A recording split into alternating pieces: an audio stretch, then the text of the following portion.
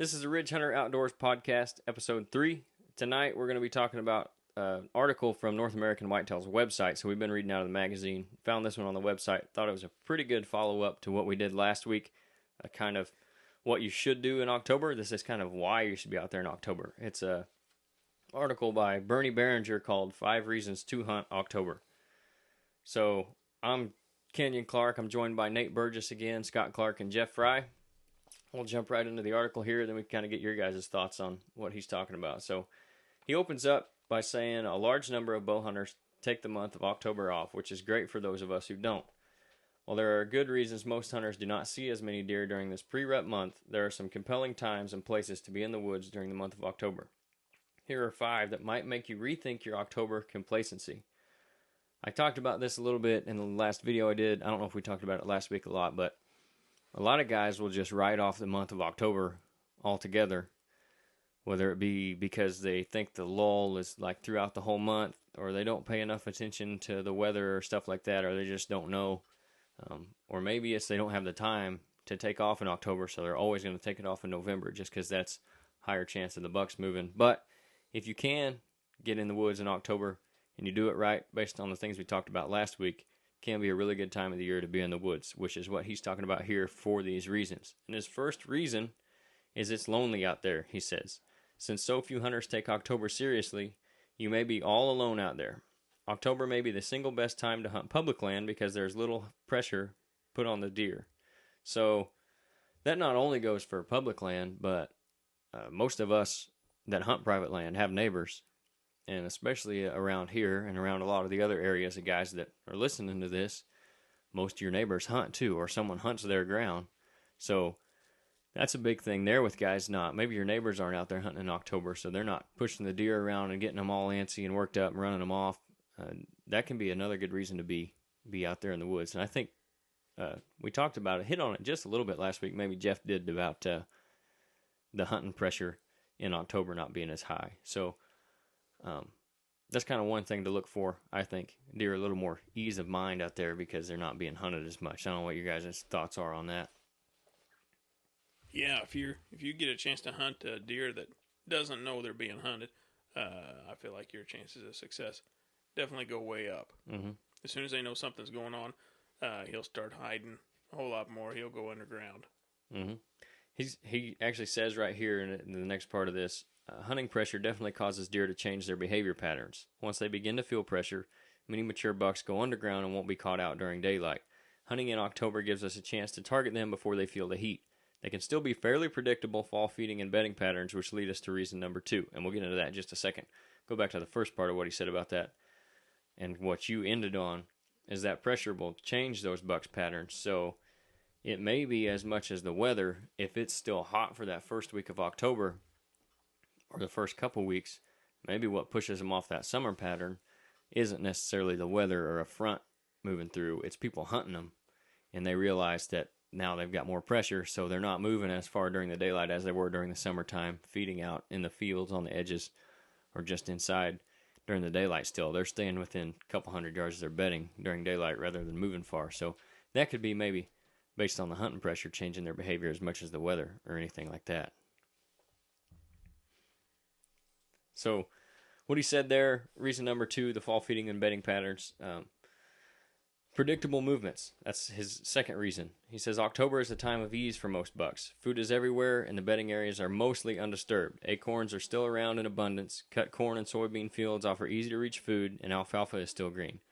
The daily lives of a buck might be to rise in late afternoon, hang out with the guys a little, make a few rubs, maybe sniff a scrape. He may do a little sparring with other bucks and then make his way towards a food source where he arrives with a half hour or so of daylight left. He'll probably hang out just inside the woods until nearly fully dark before exposing himself in the open, which gives a hunter a perfect opportunity to connect with him just inside the woods.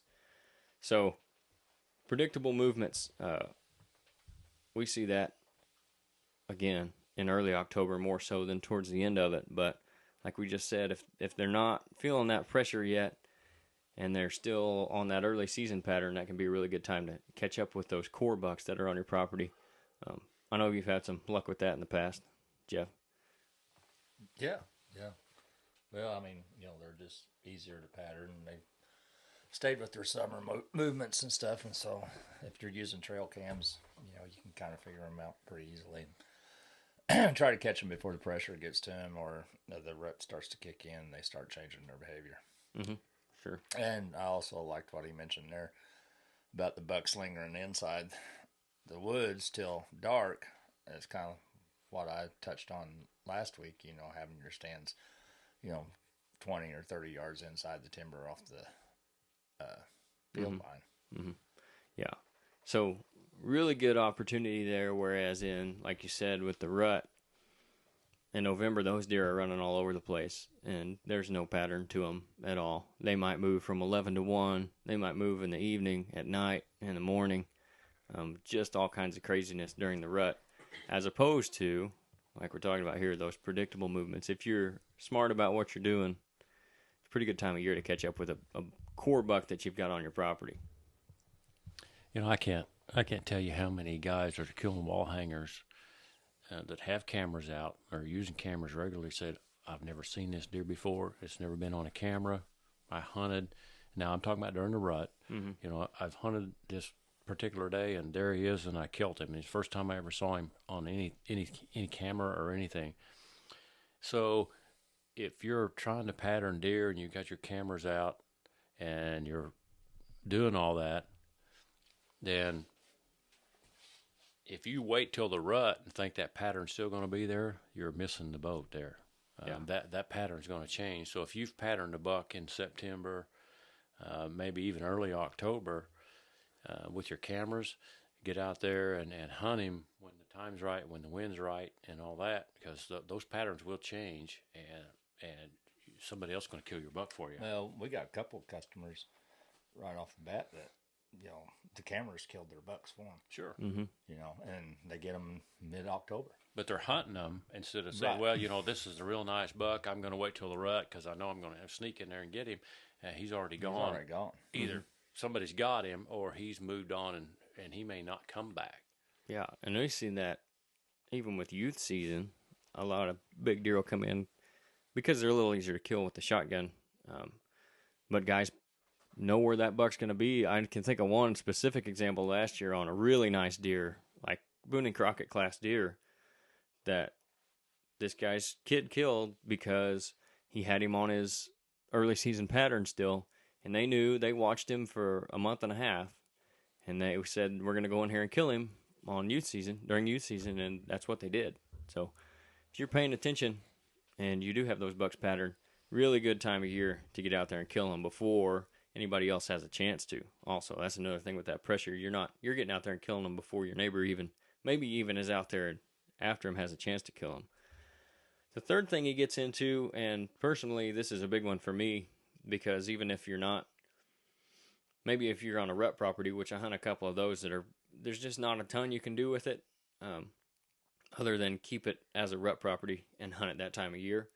So if it's October and it's a nice cool day, this is kind of a big one for me if I have to go on those properties based on the wind, whatever it is.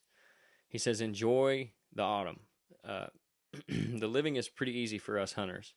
Another great reason to hunt October is to get out and enjoy pleasant fall weather while gathering information for the upcoming rut. Evenings are delightful in a tree stand at this time of year. Mosquitoes have succumbed to the frost, and the colorful leaves are pleasant to the eye. Mornings are cool, but not shivering in your boots cold. It's just a great time to enjoy some things we love about hunting and being outdoors, to observe nature and its natural goings-on. So, like I said, that's a big thing for me. Just getting out there in the woods and kind of forgetting about a lot of other things that are going on and watching the birds and the squirrels and looking around and just enjoying being out in the cool weather. I don't know if you guys are kind of the same way on that or not. Oh, yeah. I sure like hunting in October. Just because of the weather and everything, and it is pretty. You still, for sure, have opportunity for success. You never know what might happen.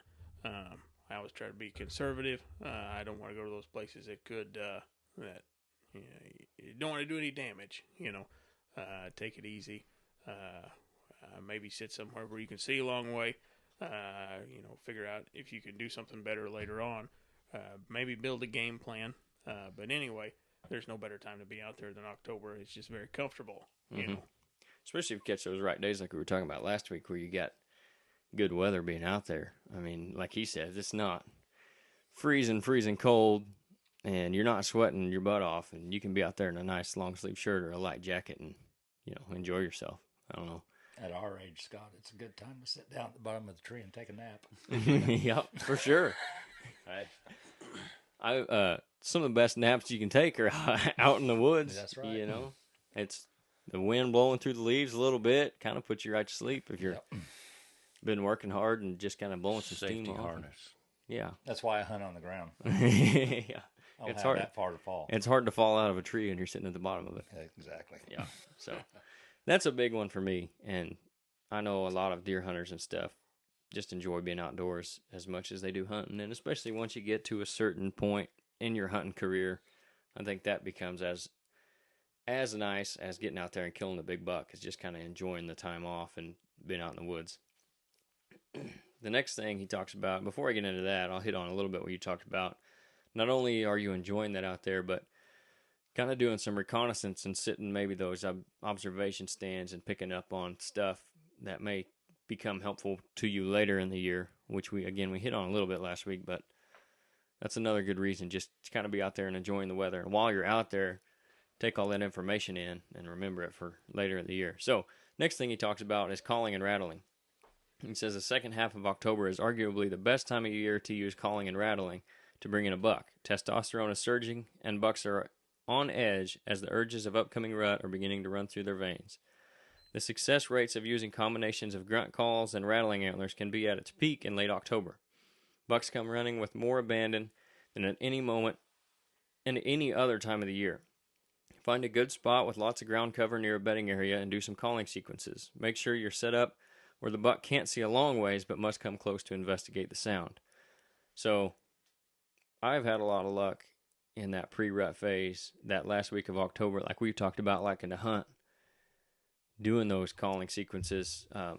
Maybe not always just blind rattling and calling. Sometimes, maybe, if you think there should be getting later in the evening and there should be deer close, you just can't see them yet, doing some blind calling and all that. But especially seeing a buck off 200, 300, 400 yards away, if it's quiet enough, doing some rattling, that's a really good time of year where they're coming and checking things out because, like he said, that testosterone's starting to pump for them, and it's a good time for them to be reactive to your calling. So I don't know if you guys have had luck with that in the past, in late October, doing some calling stuff, grunting, rattling, whatever it is. I've always tried to be real conservative on calling. I like what he said there, where he can't see. I feel like, especially a mature buck, if he can see and he's hearing something, but he can see and he doesn't see anything, he's not going to waste his time. Right. But if you're maybe up on the top break of a hill and he's down in a low spot, he can see over the hill. There's just enough where he can't see you and know that there's nothing there. If you can call at him, you might be able to pique his interest there. But yeah, if you can call in a situation where you know that he can't see exactly where the sound's coming from, he's got to come investigate, but if it's wide open and he can see, I feel like you're doing more damage than anything, trying to fool him when he knows better, Yeah, I agree with that. I think late October, especially if you're doing calling or grunting or rattling or whatever you're doing, the smaller, not mature bucks, they're out there dinging around. They don't know why. That's just what they're doing. They don't know why they're doing it. They're just doing it. Same way you can call those in. They'll eat it up. Yeah, but that's not, if that's what you're looking for. Yep. Go for it. But conservative is a good word for me, especially late October. Not had a lot of luck with big deer that early. But if you would just want to, if you're in that stand and you just want to have a little fun with a small buck, yeah, go for it. Yep. And if you can, I don't know, even if you could, so I bought this call. I saw it advertised. It's, I don't even know how to describe it. Sounds like leaves crunching. It's this little thing. It's on a spring. It's almost like a plastic bag wrapped around a spring. A guy named Todd Pringnix from White Knuckle Productions. He made it a couple years ago. But anyway, I thought it was a great idea because it sounds just like leaves crunching. If you can get it where they can't see you, and you can crunch that thing rhythmically, sounding like walking. I think that's a great tool that you could use.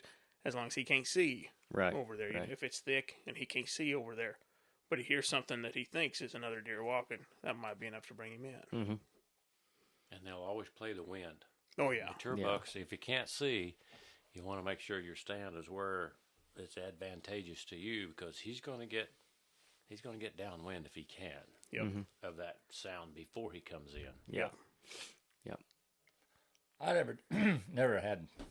Well, I just never got into the blind calling thing. Right. Always just felt like stealth. I wanted to keep stealth on my side. If they didn't know I was there or anything was there, I'd had better of a chance at it. I'm not saying it doesn't work.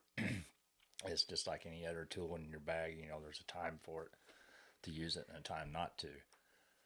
I have used grunt tubes, but that's to try to, if I see a mature buck that I'm interested in bringing to me or getting a closer look at him, if he's walking away from me, give him a soft grunt or a soft bleat, and it might stop him, just for an opportunity to shoot, or it may even turn him back around. But I think what a lot of guys get into is they just start calling too much, too loud.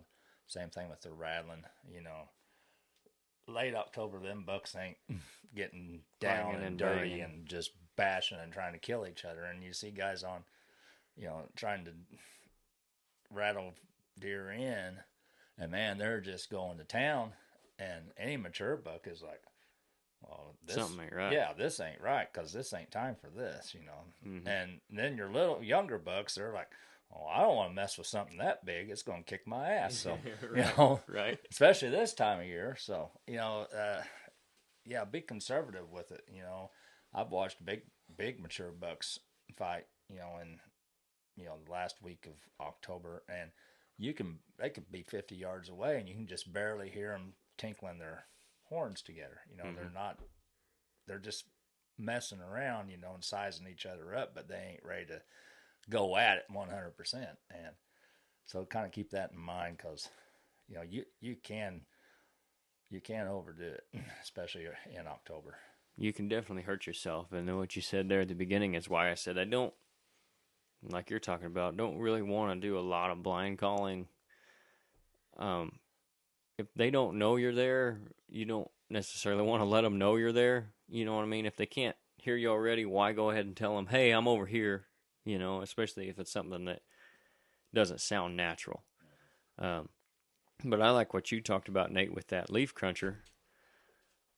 I know you watch the hunting public guys a lot. You see those guys will get in there, and if there's a big buck that they think's in the area, like they've heard walking, or they hear a deer and they want to see if it's a mature buck or not, they'll get in there and make noise like a deer's making a scrape, kicking leaves around, or shake a tree around, make it sound like he's in there making a rub. Yeah. That's just some other ways of calling Yeah. versus rattling horns or a grunt tube that I think is a really good idea, as long as you don't get carried away. Yeah, that call I was talking about, and you wouldn't have to have the call if you get you a handful of dry leaves, on your way. I get you a handful of dry leaves, put them in your pocket or something. You can get them out and you can pound on them a little bit. You could mimic that, without having that call. But I did go ahead and buy it. It's got one half of it's kind of round in shape, but one half of it's got a bunch of fingers on it, similar to tines, but you can drag it up and down the tree. It sounds a little bit like one's raking his horns. You can't hear it far, right? But that's the point. Yeah. It ain't a distance call by any means. And then there's a little spring-loaded tab on the back of it that's wood. They got a piece of wood inlaid on it, and it sounds just like breaking a twig. Mm-hmm. You can just pop it. It sounds just like breaking a twig. You can scrape that thing up and down on a tree, and you pop that thing. It sounds like he's popping little branches or something. Yeah. I mean, just it ain't a vocalization. Right. But it's a noise a deer would make as he's moving around and he's pique their interest, especially in October. Yeah. When they're just looking for something they're curious about. How many times you've been walking through the woods, and you're looking up one minute, you don't see anything, and walk a few more yards, and you look up the next minute, and there's a deer peak the hill or whatever looking at you. Well, they've heard you walking, and they come in to see what's going on. They're not just going to automatically run away, because us walking through the woods is just as natural a sound as a deer walking through the woods. It sounds just the same. So I actually read an article one time. There's a guy. He killed a really nice buck. Now he was hunting the rut. And he said his strategy was to run to his tree stand. Yeah. I thought, this is bizarre. But he said his strategy was to run to his tree stand on the edge of a bedding area. He said he climbed up as fast as he could, got harnessed up, got his bow ready, and he said within just a couple of minutes, this big deer head came, and he circled him, just like you said, he was going to use the wind. Sure. But he said he heard this awful commotion. It probably sounded similar to a chase, Right. He said, I ran, sprinted to my tree through the woods. And he said that big deer, he came in just because he heard that commotion over there. He was curious, happened to work for the guy. I don't think I would ever try that, Right. but it did work for that guy. I'm not going to run anywhere, really. No. Yeah. But the idea is there of making noises that are not necessarily a vocalization Yeah. or clanging of antlers, but just like a curiosity sound. Just something to pique their interest and bring them in that's not, and again, you're not sitting up there shaking the top of your tree trying to make that noise so that deer looks up and says, well, that ain't right either. Yep. But using those other things a ways of calling, I think that's some good stuff in there. The next thing he talks about is sign success. By the last week in October, scrapes and rubs are a central part of the area deer's lives. This pre-rut period is the time of year when the scrapes are visited in the daylight and the rubs are being worked often. I don't hunt sign just for sign's sake very much, but the last week in October is one of the times when it's definitely worth the effort. When you've found an area all torn up with scrapes and rubs, the hunting can be good there both mornings and evenings. Set up downwind and use some good scent. He kind of plugs one of his things here. I don't necessarily think you have to use a scent if you're hunting a scrape or a rub or anything like that, but you can. I mean, if you're going in and making a mock scrape, that can be a good idea to use some scent on that. If you want to go ahead and spray it out around you, that's fine too. Ridge Hunter buck tarsal gland spray is a good scent to use. Well, I hear that's pretty good stuff That's for what I've making been mock told. scrapes with. I mean, had some guys say they've had some luck with it. If you guys want that, you can go check it out. I'm not saying you have to, not saying it's the end all be all, but if you want to use it, go ahead. It's there. And where do you check it out at? Well, why don't you tell them? It's ridgehunteroutdoors.com. Oh, well, I ain't had any. I just Or heard. if you're in the area, you can stop in Clark's Deer Processing and get you some there. It's actually cheaper in store than it is online. Yes, sir. Some economics go into that we won't get into. So he says if you can't find the scrapes and rubs in the right situation to set up a good ambush, create your own. Mock scrapes with fresh scent. Ridge Hunter Outdoors buck tarsal spray works really well for that. Thank you, Jeff. Doe and Heat Scent does too. Yep. By ridgehunter.com. There you go. ridgehunteroutdoors.com. Don't send them to the wrong place if you're going to plug it. Okay, so he says if you don't have those scrapes and rubs, which we've done, we did it on your new property, talked about it last week. I talked about how I like to have a scrape around my stand pretty much within shooting range of all my bow stands. But go in there, make your own scrape, and then let the deer keep it fresh for you. You don't have to go in there all the time. You don't want to be walking out there every time you go in the woods and freshen it up, because if you do it in the right location, if your stand's in the right spot, the deer should be moving through there, catch a whiff of that scent, come and freshen it up for you. Use the licking branch, all that good stuff. But we're just talking about there at the beginning, look for where the wood starts to get hot with sign. So we've all seen it where in the early season there's not a ton of rubs and stuff, but you can kind of use that as a guide to when the bucks are starting to get a little more testosterone in them, and they're out there looking for a little more, they're being more aggressive, I should say. So I've seen it in the past where there's a certain property that I hunt where I know that there'll be buck in there for a couple weeks and then it'll be gone. If I get in there one afternoon and there's no buck sign at all, and then I come back 2 days later, there may be scrapes and rubs all over the place. I know that's a pretty good sign that there's a buck moved in there. Whether it's a mature buck or not, remains to be seen until I either get pictures of him or see him from the stand. But, I mean, you guys know when that later part of October rolls around, you really start to see a lot of rubs and scrapes out in the woods. Oh, yeah. Yeah, for sure. And you talked about a while ago bucks moving, just plumb disappearing on you for the rut when you missed your chance at them in October. That was kind of me last year. Didn't have too much time to hunt in October, but the last week of October, I had a real nice buck. I figured him 140s, maybe 150. I was definitely would have killed him if I had the chance. Last week of October, he was everywhere. November 3rd was the last day I had any pictures of him until Thanksgiving. He's just gone. I thought, there's no way he made it. But he did. He came back. but he was not around at all when I had my vacation. So I completely missed him there. So yeah, if I'd have been capitalizing on him the last week of October, and that's where he was. He was hitting all those scrapes. Where I got him most consistent was a scrape line coming back to his bedding area about 30 minutes after daylight every morning. He hit that 4 or 5 days in a row. I knew he was. I had him on cell camera. I knew that's what he was doing. Why I didn't make that happen, I don't know. But anyway, he's he gets around the hot door. He gets locked up. Yep. He doesn't care where he goes, and he may, like I say, he may not come back for 2 or 3 weeks or a month. Yep. Because of my lack of ambition to get on him there, he's still sucking air to this day. You know. That's good, right? Yep. Well, yeah, at least he's still there for you. Getting bigger. Yeah. Good for him, bad for me. Right. The scrapes too. I don't know.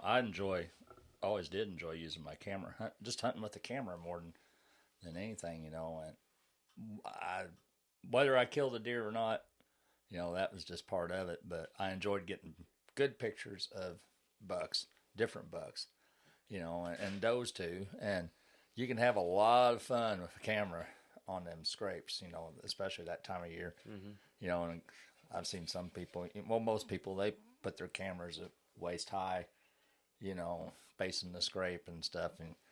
But kind of change it up a little bit. Hang your camera up in the tree, looking down, so that way when a buck's there, you got a good look at his rack from the top, and you know we all get the same boring pictures and stuff, you know, or noses and stuff in the camera, you know, or an ear or an eyeball or something, you know. But if you get that camera up there, you know, you get a lot of really good pictures there too. And so it's just, I mean, it's not all about killing deer, you know. A lot of it too is like the scrapes and that. I just enjoy putting my cameras up and trying to get good pictures of different bucks, and I don't know, it's just part of the hunting that I really enjoy. Yeah, that's definitely another way to enjoy your October and kind of get you maybe excited to be out there.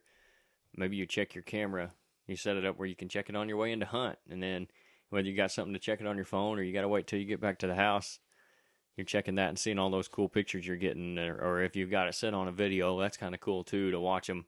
Just watch the buck naturally, undisturbed, watch the deer come in and things they do and work the scrape and what they'll do more often and where they're going. And it's kind of cool just to watch them undisturbed completely. Like there's no one there and they don't sense any danger and they're comfortable. And you can learn a lot from that too, which will make you a better hunter. But it's also, again, a good way to just enjoy being out there. That kind of wraps up the article he talked about.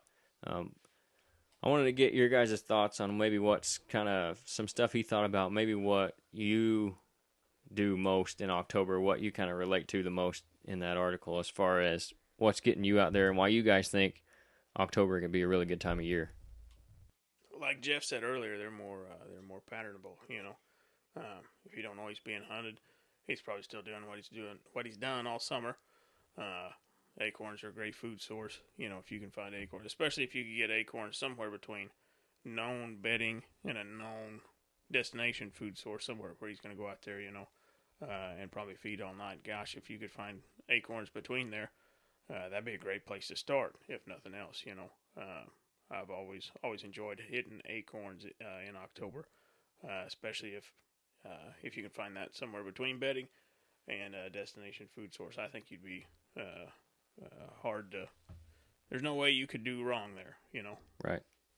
So yeah, if you're hunting late October and you've got small patches around a lot of farm ground, the deer's comfort zone has already shrank a lot, especially if the crops are coming out early.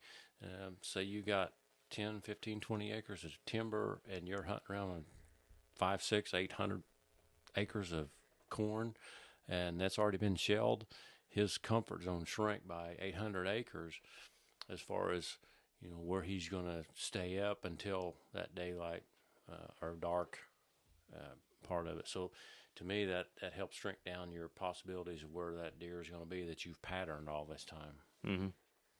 Wait, your thoughts on anything in the article? Anything on hunting October, reasons why you like to be out there? I know you just talked about the cameras and stuff like that, but maybe something else. Well, you know, up until recently I never really got to hunt much of October because I was always in the farming industry, and so September, October was always in the field shelling and cutting beans and working ground, and so unless you just got a 2 or 3 day rain out, you really didn't get to go. And but I did always try to go the last week of October, especially around Halloween. That's just always been my favorite time to go. And so this year, I'm going to try to do a little bit more hunting in October. I don't have all the responsibilities and stuff that I did before, and so try to take a little bit more advantage of that. For me, it's just a good way to just sit down, relax, and take a breath before things get all crazy again. Yeah, and typically October's still fairly dry. Yeah. In a normal year, so your little creeks are dried up, your little water holes are dried up. It's been dry for 3 or 4 weeks usually. Doesn't start around here. Doesn't start getting wet till typically November. So your water sources for those deer have shrank, as well as the 600-800 acres or whatever you're hunting around. So it gives you an opportunity to get around there pretty close if you want to. Mm-hmm. And for me, kind of biggest things, again, I said it earlier, just being out there and enjoying yourself. And I mean, we do this because we enjoy it, so don't make it work. If you just got to get out there and get away from whatever it is, it's your actual job or whatever may be going on, get out there and relax and enjoy yourself. Whether you kill a big deer or not, don't put too much pressure on yourself to kill the biggest deer you can find. I mean, that's obviously what we're all wanting to do. We all want to kill big deer, but don't put too much pressure on yourself. After all, it is hunting. Get out there and enjoy it. Again, in October, you got the youth season here in Illinois, so get out there with some kids, your kids, nephew, niece, whatever it is, grandkids, and just enjoy the time in the woods. That's kind of one of the biggest thing for me, is being out there and enjoying the fall and the nice weather. And I love this time of year anyway, just for the weather and all that. So if I can enjoy that and be in a deer stand at the same time with the chance of maybe killing a nice deer, that's really good for me. So also really like the idea. I really like watching a big buck that's cruising and being able to maybe hit him with that soft grunt or a little bit of rattling, and just watching him turn and how he reacts to that and coming in. And it's hard to beat a mad buck coming in at you to some rattling or some grunting, where he's just deadlocked coming into you, and you've got him. It's just a matter of making the shot, getting him to come all the way, but watching that big mature buck come in with that sway that they've all got walking into you, that's really cool for me too. So kind of some of the biggest things for me. You guys got anything to add on any of that? On that calling, I think each buck's got his own personality too. I think some of them, it wouldn't matter what you threw at him, he's probably not going to come your way if that wasn't in his plan already. But then other ones, I remember, probably 5 or 6 years ago, I had a buck. I was going to call him mature. I thought he was mature. He wasn't that big. He didn't have that nice of a rack, but I always thought he's fairly mature, fairly dominant, at least in the area. All the younger, obviously younger bucks, definitely avoided him. But anyway, no matter where he was at, where I ever saw him, if I grunted, he was going to look at me, he was going to pin his ears back, and he's going to walk right to me. Right. Every single time, no matter where I hunted. I also watched him in gun season disappear over the hill onto the neighbors. I heard a shot about 30 minutes later, and I never saw him again. I wonder if they had a grunt call with him. They figured you out, didn't they? Yeah, but anyway, I mean, that deer, very identifiable buck, not that big, thought he was dominant, but every time he heard a grunt, he was going to go check it out. Yeah. It's kind of cool they got their own, I don't want to say personality, but that's essentially what it is. Yep. Whatever it is that makes them different, just like us people. Some of us, I mean, there's guys that like to fight they go out and fight every weekend. Yeah. And there's other guys that just laid back and, whatever. Someone's talking crap to them. Just, whatever. Move on. Carry on with your life. Flip them the tail and go on. Yep. So, and then, again, like your buck, some of them just come in ready to fight no matter what. Big bucks, small bucks. And to me, it's funny to see the younger ones come in like they're all big and bad. And I remember a hunt with my wife back before we were married.